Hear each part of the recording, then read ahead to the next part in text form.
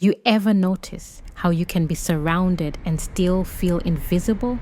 Group chats lighting up your phone, weekend plans that look alive on paper, a best friend who knows your schedule, but not your soul. And yet, somewhere in the middle of it all, you feel like a ghost walking through your own life. That kind of loneliness isn't an accident. It's armor, a habit your body built to feel safe. Sometimes, isolation feels easier than the chance of being seen and not loved. That's the quiet truth buried in The Lion King. A lion with friends, laughter, freedom, yet disappearing in plain sight. Stay with me. If this feels like your life right now, this one's for you.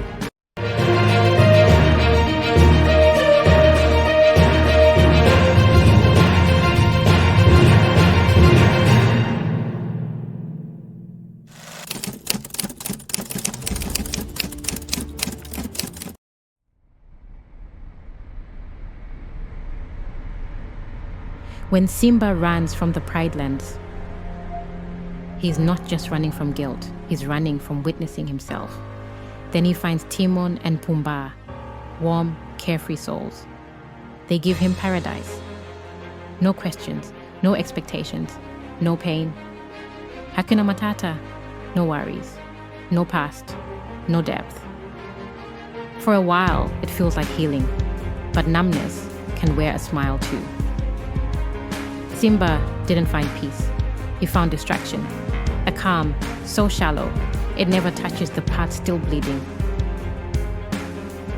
We all know this space. That friend group that never talks about anything real. People who laugh, tag you in memes. But nobody ever says, I see you sleeping. You love them for that. Because they don't ask for honesty. They just let you exist, polished, pleasant. That's false belonging, safe but hollow. Everyone knows your highlights, but no one knows your heartbeat. Connection without intimacy isn't connection, it's theater, and your nervous system knows.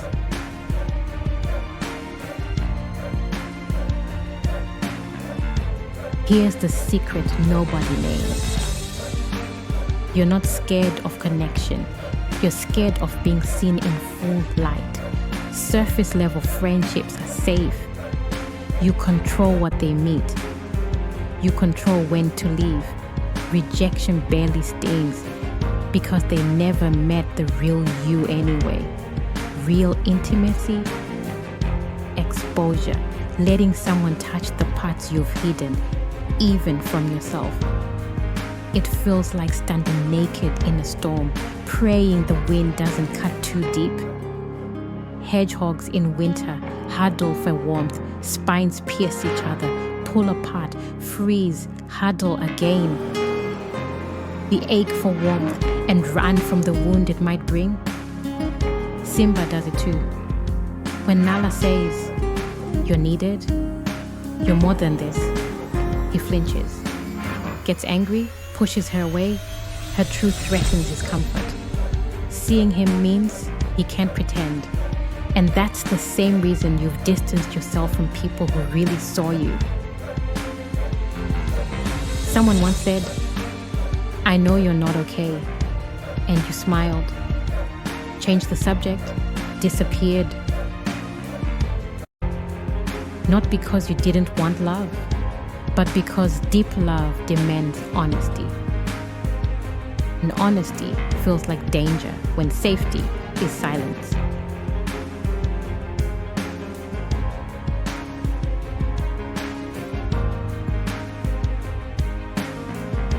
Here's what happens when you live too long in the Hakuna Matata trap.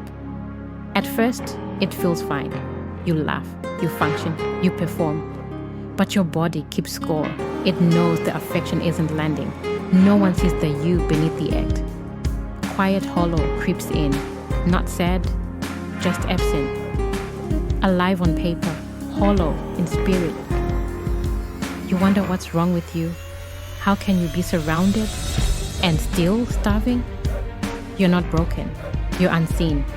Science says loneliness raises cortisol, weakens immunity, fuels anxiety. It scars you like smoke. But this smoke lives inside. Worse, it's amplified when you're not alone. You feel lonely and guilty, the double bind. Simba lived it too, surrounded by love, but unseen. Looking at stars, whispering to ghosts, longing to be truly known. That ache, that's the soul signal. This isn't what love is supposed to feel like.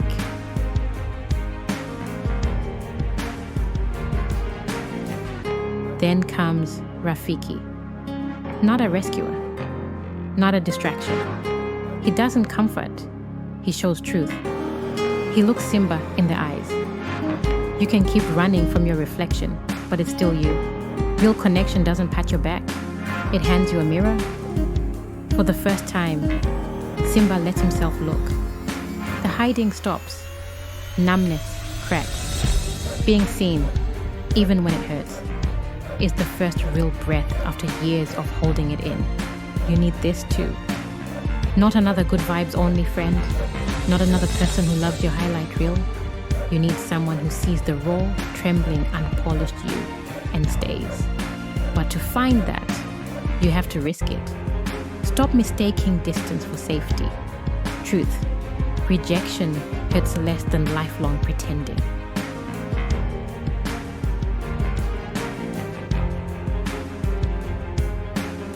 If this feels like you, lonely in a crowded life, here's where to begin. First, be honest about your circles. Who really knows you? Who just knows your outline? Short list? That's your map. Second, practice small vulnerability.